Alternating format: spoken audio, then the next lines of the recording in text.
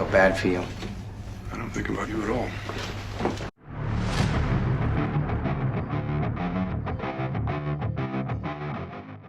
The Boys has quickly become one of my favorite shows on television.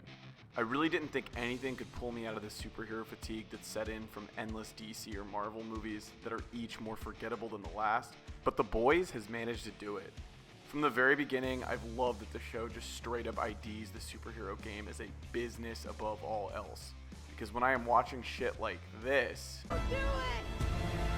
This was fun!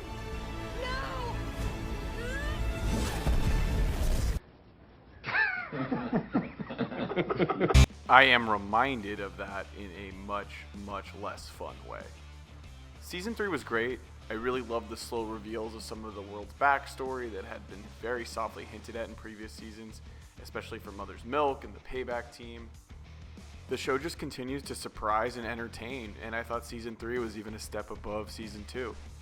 If I had to make a few criticisms, I would say that the writers were just a few small choices away from having a much more impactful ending. Maeve surviving but losing her powers really undermines the severity of the situation, as it just looks like Soldier Boy's radioactive blasts are not fatal to superheroes. Yeah, I don't believe that for a fucking second. So she didn't really save Starlight, Kimiko, Ryan, Homelander, nor powered up Butcher, just MM. Also, Kimiko's return to her superpowers really just happened with no struggle, no consequence, and no lesson learned. She just wants them back, so she gets them back. And if her powers weren't the most violent things in the world, you could say she was doing the noble thing.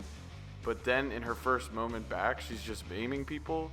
Would we not see more growth if she just subdued the guards instead of killing all of them terribly? I don't know. In the final episode, the team all of a sudden seems to feel tremendous guilt about the casualties in their war against the superheroes. But then their plan for murdering the Vought guards, instead of just disarming them, happens. I'm not saying that Kimiko can't just be a violent, murderous wildcard, but then you don't get to pass off these emotional speeches to Frenchie as growth. It's nothing other than lazily maintaining the status quo after what seemed like an interesting change. Frenchie's arc was also pretty weakly defined. I get that his substance abuse was a metaphor for his obedience to abusive people in his life, but he wraps everything up with a light bulb moment after a 10-second conversation with Kimiko. The other characters get a lot more time and attention. Other than that, I thought Season 3 was awesome. I loved getting more time with all the characters, especially Black Noir. His story was a huge highlight for me. The writers could have easily rushed through the Soldier Boy confrontations with each of the Payback members, but they didn't.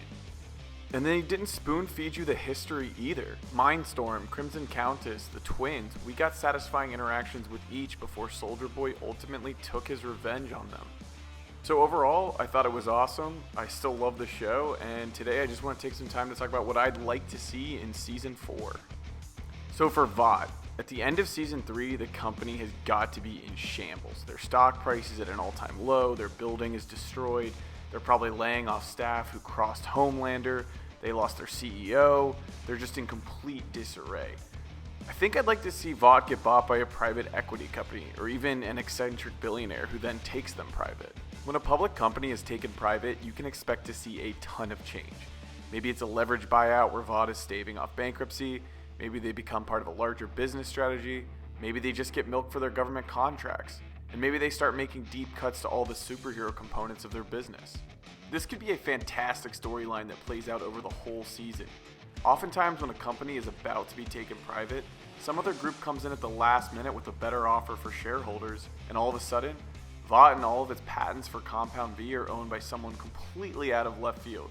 Think like Elon Musk and Twitter. This would be a great way to frame how much things have gotten messed up for the characters. With a private owner, Vought wouldn't be beholden to the shareholders or what social media metrics up their stock price. They could end up massively downsizing, they could hire a CEO with a different approach to Compound V, they could implement a long-term strategy for the business, to shape it for the future, and maybe that involves reducing the 7 to inactive roles while they develop younger, cheaper superheroes to take their place. I also could see it being really fun if the new owner decided to sell Compound V directly to consumers. How would this change the world the boys are currently living in? All of this would make for a surreal backdrop that I think is in line with the tone of the series.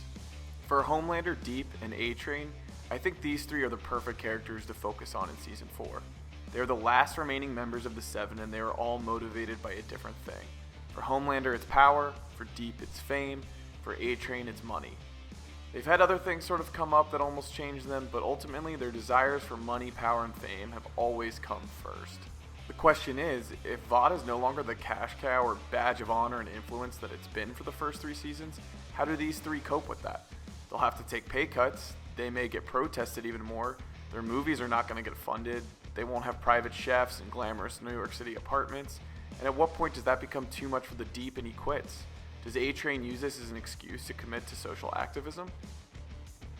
Homelander will no doubt become quickly disenfranchised with Vought when they have nothing to provide him anymore. He doesn't care about his public image the way he has in the past.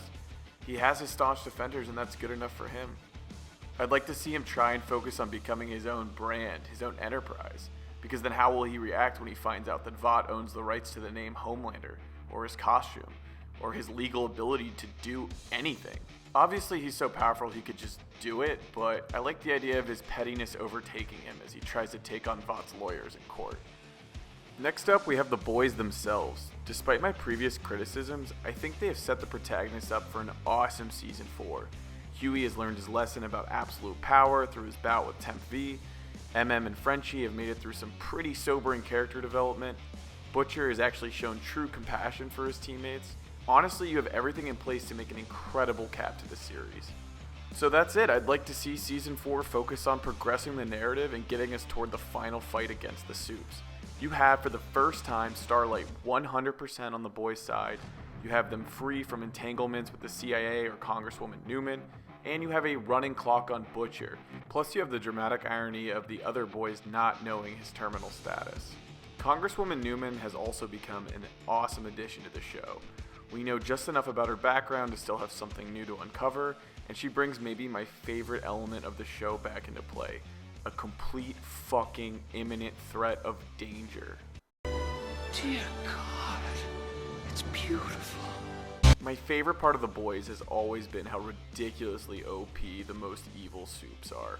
It forces our main characters to come up with incredibly creative contingencies and protection for themselves, lest they get smoked immediately. Overall, I don't know if Season 4 will be the end of the series, but I imagine there's a good chance they wrap up the show within the next few years. If I had to guess how the series could resolve itself, I believe that keeping Soldier Boy alive and the fact that he can depower other superheroes will give the boys a chance to depower all superheroes across the world once and for all. The most fitting ending I can imagine is that the boys succeed in doing this, but that Vought and the rest of the world simply do not care. The Supes will still make their movies just like in our world and maintain their celebrity statuses. They will have all the money and influence just like they did before, without the powers.